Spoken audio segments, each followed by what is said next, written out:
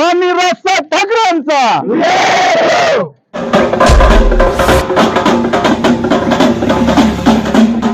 मनसे जिल्हाध्यक्ष धैर्यशील पाटील यांचे कराडमध्ये मोठे शक्ती प्रदर्शन। छत्रपती उदयनराजे यांच्या प्रचारार्थ मनसैनिक मोदींच्या सभेला मोठ्या संख्येने दाखल। पाहुयात सविस्तर बातमी।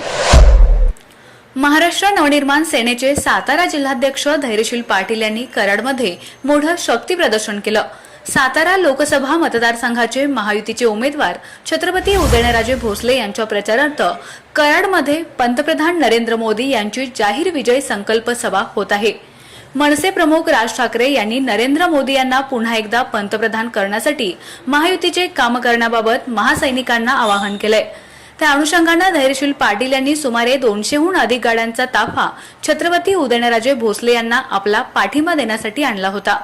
या मोठ्या ताफ्यामध्ये मान, खटाव, पुसेगाव, पुसेसावळी तसेच संपूर्ण जिल्ह्यातून महासैनिकांच्या दुचाकी आणि चारचाकी वाहनांचा समावेश होता। मनसेचे झेंडे गाड्यांवर बांधून मोठ्या संख्येने कार्यकर्त्यांनी जोरदार घोषणाबाजी करत या शक्ती प्रदर्शनात आपला सहभाग नोंदवला।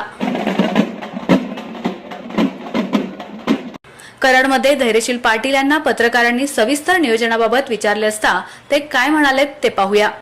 महाराष्ट्र सैनिक सर्वांनी राजसाहेबांचा आदेश पाळतो, त्या पद्धतीने आम्हाला राजसाहेबांनी आदेश दिला होता की आपल्याला नरेंद्र मोदी पंतप्रधान करायचे आहेत।